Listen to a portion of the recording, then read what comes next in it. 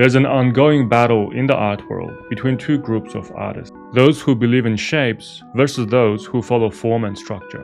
Which group do you belong to? And who has the upper hand? Let's find out.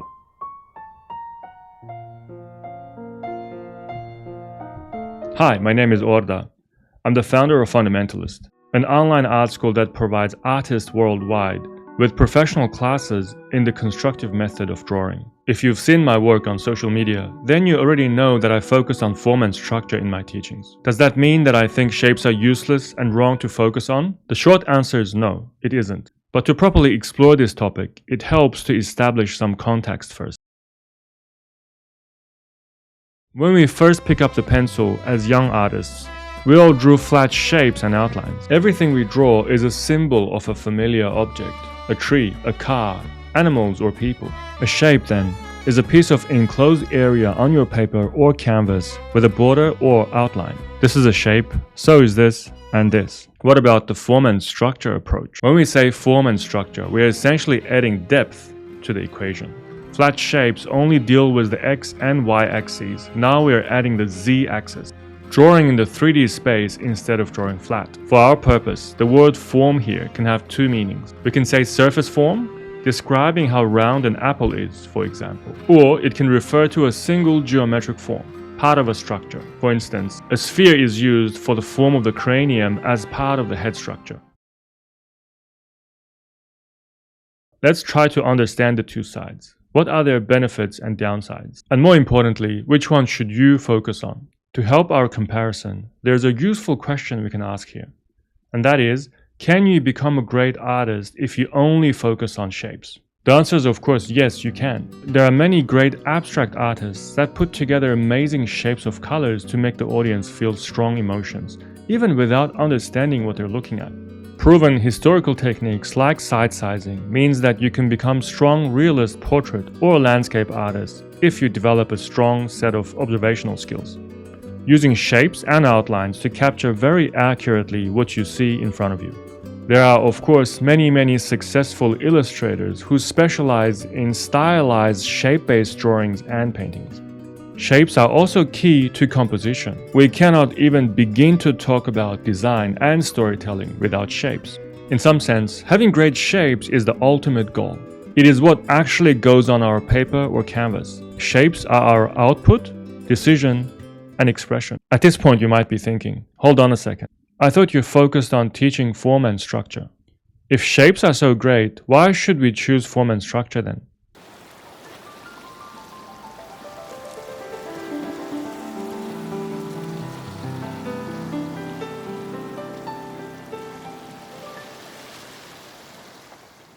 Our perception of reality is 3D.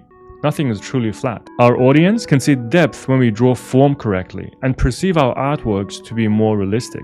This is why linear perspective was such a huge deal when artists started using it more widely during the Renaissance.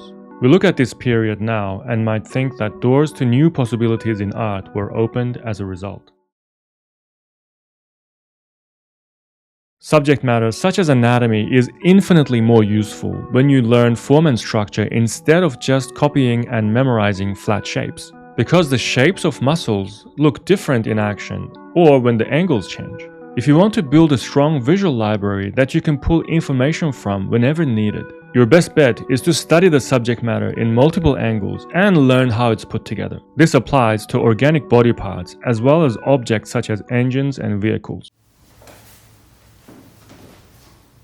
The third and the final reason, creating from our imagination. Now this is the biggest reason why artists start looking into form and structure. Years ago, as an art student, my biggest dream was to draw and paint from my imagination. But learning from life or references just didn't get me there. There always seemed to be a large gap between the vivid imagery in my head and the artworks I could produce on paper. So I started looking for answers. From Bridgman to industrial design drawings, to classical techniques, and finally, the constructive method. They all had a similar process in common. Visualize with your brain and see with your eyes the 3D space before you start drawing your subject with depth and planes. Always drawing through the form to make sure you're not stuck on copying the side you can see, which means reverting back to drawing flat shapes. Finally, adding simplified forms as components to construct more complex structures like the figure. After going through this long period of research and learning, it all finally made sense to me. Once you learn form and structure for a while, topics like composition, shape design, color schemes can be studied according to your needs. Some of my students want to become fine art painters, while others want to work in the animation industry. So naturally, once they learn form and structure, their focus will begin to diverge, which means form and structure is a powerful tool in anyone's toolbox, regardless of which path they decide to take. Which is why I focus on teaching it to my students first, and teach them composition or color schemes as their next steps. Also, I think more teachers and art schools are focusing on shapes and outlines. Not many are teaching true form and structure despite it being so important. Part of the reason might be form and structure takes longer to learn. Most students don't see results as quickly as copying flat shapes. But trust me, especially if your goal, like me, is to create from your imagination, then form and structure is truly irreplaceable in its place among art education. To answer our initial question of a choice between the two, you don't need to and you should not be choosing either one. Treat both as skills, tools to benefit your drawing and painting as a whole. Shapes, form and structure, they don't have to contradict or fight each other. Instead, they should work together to develop you as a more competent, well-rounded artist. I hope that was a helpful explanation. Let me know if you have any questions or thoughts in the comment sections down below. What has been your experience learning shapes or form and structure? If you like this video, there's a link to my newsletter down below. Sign up and you can start learning more about drawing and painting from me. See you in the next video. Until then, don't forget to draw through.